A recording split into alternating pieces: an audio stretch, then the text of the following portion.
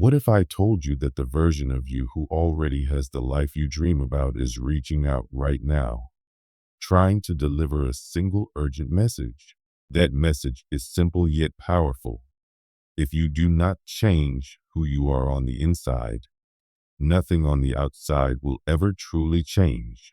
This is not just a motivational phrase or a piece of encouragement meant to lift your mood for a moment. It is a universal law, an ancient principle that has been whispered through generations under different names. Some call it the mirror principle. Others call it the law of correspondence. But its truth remains the same. Life reflects back to you who you are being on the inside. Most people spend their entire lives fighting with the reflection. They struggle to make more money, to fix their health, to find better relationships, to change circumstances they dislike. Yet this is no different than standing in front of a mirror, disliking the reflection staring back at you, and trying to wipe the glass in frustration. No matter how hard you scrub, the reflection will not change, because the reflection is not the source. The source is the image being projected into the mirror, and unless that image changes, the reflection will remain stubbornly the same. Everything you experience in your world right now, whether it be your financial situation, the state of your relationships, or your health, is not the cause but the effect. It is the reflection of an inner image you carry of yourself. The harsh truth is that trying to force change in your outer world without first changing this inner image is like yelling at an echo and expecting it to repeat a new sound. The echo can only repeat what was first spoken. The mirror can only reflect what was first projected. And when you understand this, you see why so many people feel trapped in cycles of struggle, chasing improvements that never last. They are fighting with the reflection, not realizing that the power has always been in the original image. You wake up in the morning, and your first thoughts are shaped by what you already see around you. The bills waiting to be paid, the loneliness that lingers, the problems at work. These observations strengthen the identity you already hold. I am someone who always struggles financially. I am someone unlucky in love. I am someone stuck where I am. That identity, now reinforced, is once again projected onto the mirror of reality, and reality obediently reflects back more of the same. Tomorrow becomes a replica of yesterday. You find yourself caught in a loop, running endlessly like a hamster on a wheel, exhausted but never moving forward. The walls of this prison are not made of steel or stone. They are made of ideas and beliefs, of phrases passed down by family, society, and culture. Life is unfair. Money doesn't grow on trees. You have to suffer before you can be happy. Each belief becomes another brick in the invisible cage. And the cruel twist of this system is that the prisoner and the jailer are the same person, without even realizing it. You keep yourself locked inside a story that was never truly yours, unaware that the door has always been open, but there have always been those who discovered the way out. Throughout history, masters, sages, and enlightened ones realized that the key to freedom was not in touching the mirror, but in transforming the image. They did not let the emptiness of a bank account define them as poor, nor did they let the absence of a partner define them as unloved. They chose to step into a new identity before any evidence existed. They became abundance before wealth arrived. They became love before anyone appeared to love them. And as if by law, reality reshaped itself to match their being. This is the reversal that changes everything. Being comes before having. When you change who you are at the level of identity, the mirror of life cannot resist. It has no choice but to reflect the new image. The universe does not respond to wishes, words, or complaints. It responds only to the image you hold of yourself deep inside. If you want to change your life, you must first change the story you live by. And it begins not with rituals or complicated practices, but with a single question. Most people ask themselves, what do I want to have? Or what do I need to do?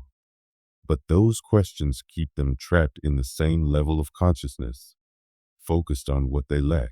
The question that shatters the cycle is, who do I need to become so that the life I desire is inevitable? This question does not point to things or actions. It points to essence. It calls you to step into the shoes of your future self and to see through their eyes. How does that version of you think when challenges arise? Do they panic or do they remain calm and creative? How do they feel when they wake up each day, anxious or filled with purpose? What energy do they radiate into the world? Scarcity and fear, or abundance and confidence? Take time to write it down. Describe your future self in detail. What are their qualities, their strengths, their state of mind? Be precise, because what you are writing is not a dream but a blueprint. That version of you is already real and potential, waiting for you to bring it forth. You are both the architect and the builder. Once you see this clearly, create a statement of identity, something short, powerful, and present tense, as though it is already true. I am the embodiment of peace and confidence. I am a magnet for abundance and opportunities. I am love in motion. This statement is not a casual affirmation. It is a decree, a personal constitution that declares who you now are. The next step is to live from it. Every moment becomes an opportunity to act, think, and feel as that future self would. When faced with a decision, you ask, what would the highest version of me do right now? And you act accordingly. You practice your future until it becomes your present. This is where most people fail. They feel the inspiration, declare the new identity, but when the outer world doesn't change immediately, they give up. They see the same bills, the same problems, the same patterns in people around them, and doubt begins to whisper, this isn't working. You're wasting your time. And just as the seed begins to grow roots beneath the soil, they dig it up in frustration and declare it dead. What they do not realize is that reality has inertia. Physical matter is heavy and slow to move compared to thought.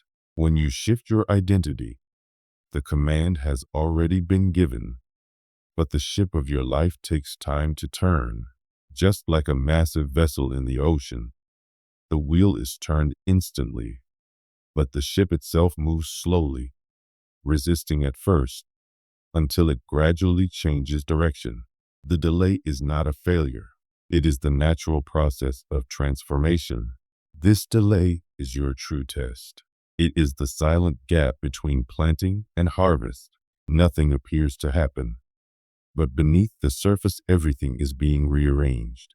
Like the bamboo seed that seems lifeless for years while building an invisible network of roots, your new identity is rooting itself deep into your consciousness. And when the time comes, the growth will be sudden, explosive, undeniable. What seemed impossible will become inevitable. The key is faith and persistence. To continue embodying your new self even when the mirror still shows the old image. To refuse to be tricked by appearances, knowing that reality is only a delayed reflection of who you already decided to become. And when the reflection finally catches up, when the mirror of life realigns with your new image, you will see the truth the masters always knew. You are not the reflection. You are the creator. A bamboo seed looks like nothing for years. You plant it, you water it, you wait, and the soil remains silent. No shoots appear, no leaves break through. If you judged it by what you see above the ground, you might call it dead or useless. But under the surface, something extraordinary is happening. The roots are growing deeper and stronger, spreading out in every direction. The foundation is being built for what will come. And then, suddenly, after years of waiting, the bamboo bursts out of the earth and grows dozens of feet in just a few weeks. Your new identity works in the same way. It feels hidden at first, invisible to others, sometimes even invisible to you. In this season of your life, you may feel like nothing is moving, nothing is changing, but just like the bamboo, you are growing roots underground. The foundation of your transformation is being built where no one else can see. Your only task right now is not to search for proof or to beg for signs that it's working.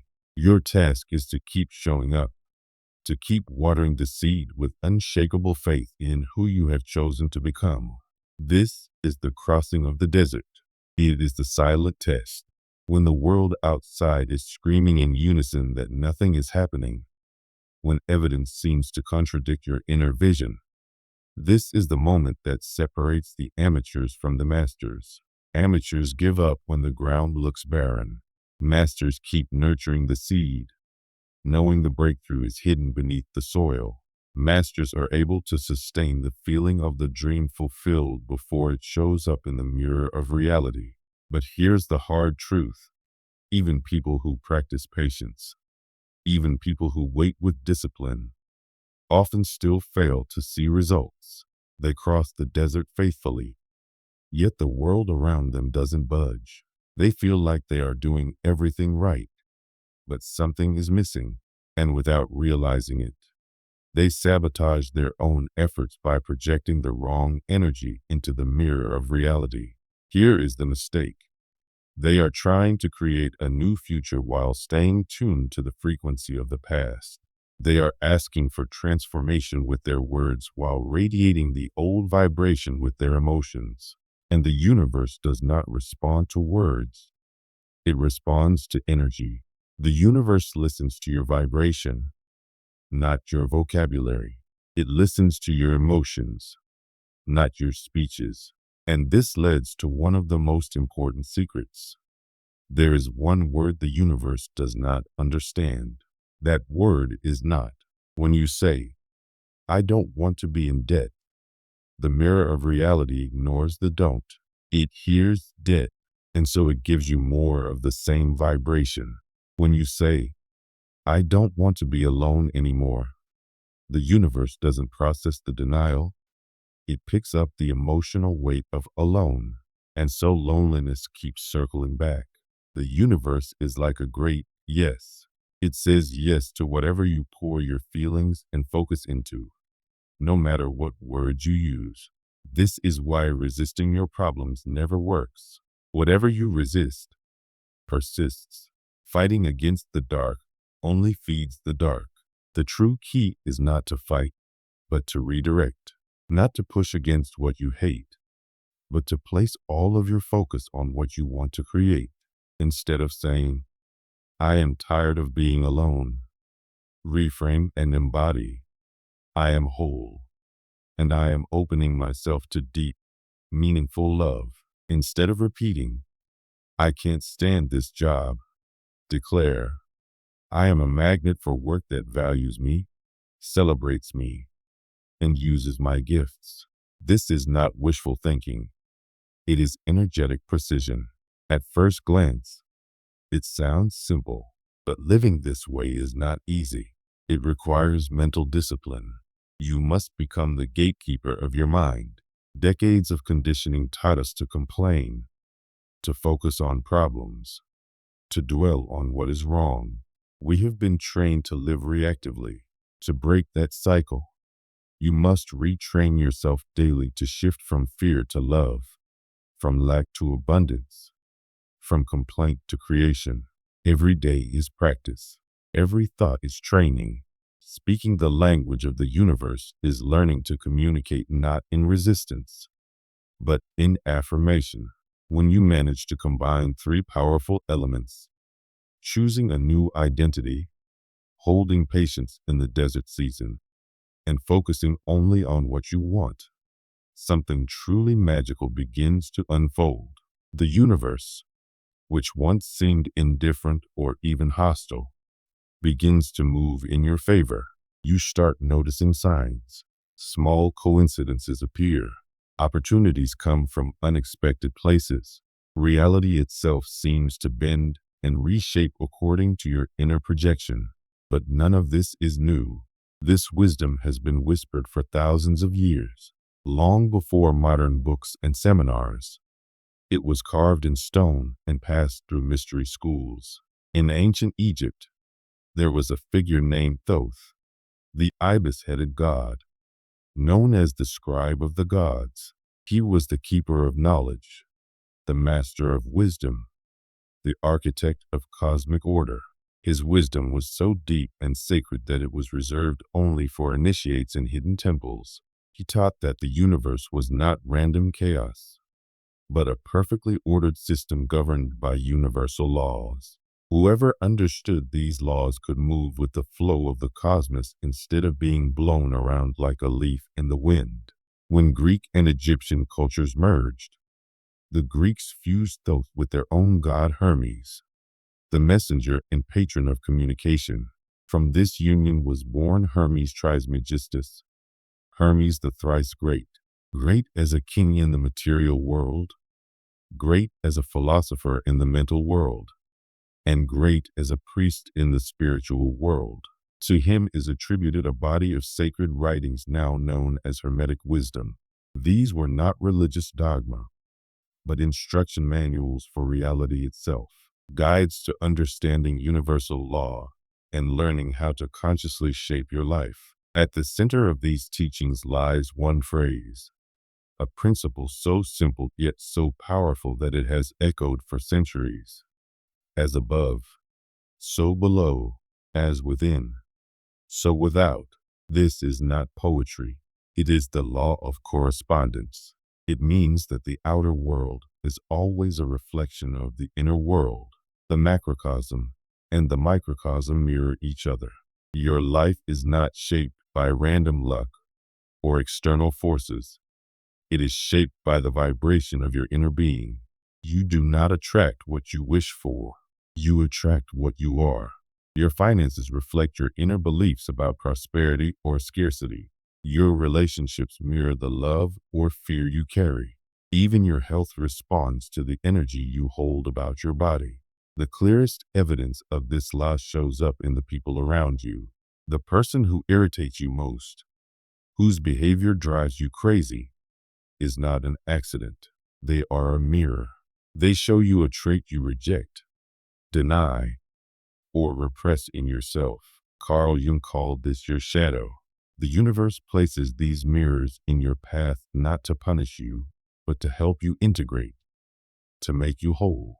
Likewise, the people you admire, the qualities you praise, courage, compassion, creativity, are reflections of your own potential waiting to be awakened. Every person in your life is feedback about your vibration. This knowledge is liberating. It frees you from blame and victimhood. It hands the power back to you. But it also asks a question. How do you change the inner projection so the mirror can reflect something new? For centuries, science believed the brain was fixed. They told us we were prisoners of our biology, locked into our patterns. But modern neuroscience has shattered that belief. Through neuroplasticity, science has proven the brain is flexible, like clay, reshaping itself every moment in response to thought, emotion, and action. Transformation is not a dream. It is a biological fact. You are not stuck as who you were yesterday. When you act as your new self, when you think and feel from your chosen identity, you are literally rewiring your brain. Neurons that fire together, wired together. With repetition, your new self becomes your natural state. At first, it takes effort, like walking a new trail in the forest. But over time, That trail becomes a paved road. Eventually, you no longer try to be confident. You simply are. You no longer force abundance. You live from it. And the mirror of reality must reflect your new wiring. This is when synchronicities appear. You think of a friend, and they call. You search for an answer, and it arrives in the most unexpected way. Opportunities align with your vision.